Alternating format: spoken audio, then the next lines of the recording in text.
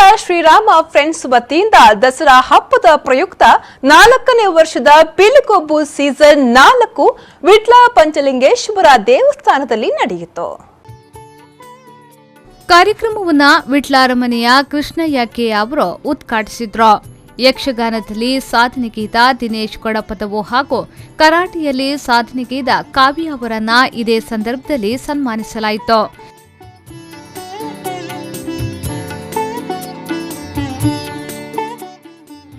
ಸಾಹಸಮಯ ಪಿಲಿಗೊಬ್ಬು ಸಾರ್ವಜನಿಕರ ಗಮನ ಸೆಳೆಯಿತು.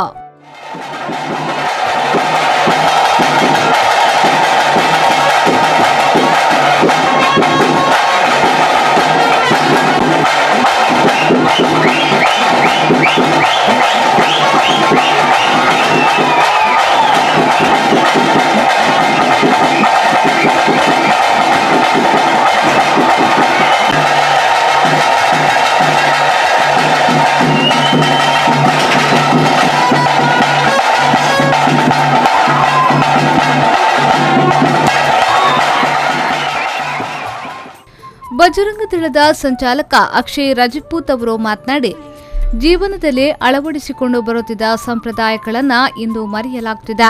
ಶಾಸ್ತ್ರಗಳು ನಾಶವಾದರೆ ಸಂಸ್ಕೃತಿ ನಾಶವಾಗಲಿದೆ. ಇದರಿಂದ ಧರ್ಮ ನಾಶವಾಗಲಿದೆ. ಅದನ್ನು ಉಳಿಸುವ ಕಾರ್ಯ ನಡೆಯಬೇಕು. ಧರ್ಮ, ಸಂಸ್ಕೃತಿ, ಸಮಾಜವನ್ನ ಉಳಿಸುವ ಕಾರ್ಯಗಳು ನಡೆಯಬೇಕು ಎಂದರು. ಆಚರಣೆ ಮತ್ತೊಂದು ಬತ್ತಿನ ಕೆಲವು ಶಾಸ್ತ್ರಗಳಿಗೆ ನಮಗೆ ಮರೆತು ಹೋಗುತ್ತದೆ.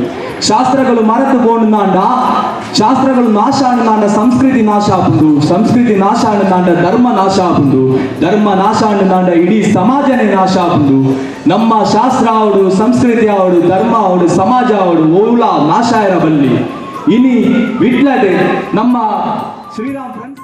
ಈ ಕಾರ್ಯಕ್ರಮದಲ್ಲಿ ಕುಮಾರವನ ಟೈಗರ್ಸ್ ವಿಟ್ಲ ತಂಡ ಪ್ರಥಮ ಸ್ಥಾನವನ್ನು ಪಡೆದು 33,333 ರೂಪಾಯಿ ನಗದು ಹಾಗೂ ಟ್ರೋಫಿಯನ್ನ ಪಡೆದುಕೊಂಡಿತು.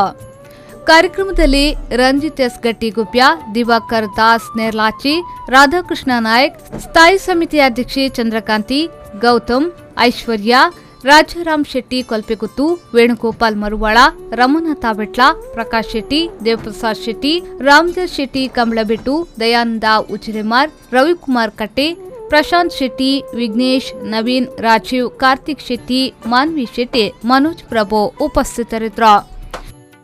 ಮಹಮ್ಮದ್ ಅಲಿ, ವಿ4 ನ್ಯೂಸ್ 24/7 ವಿಟ್ಲ.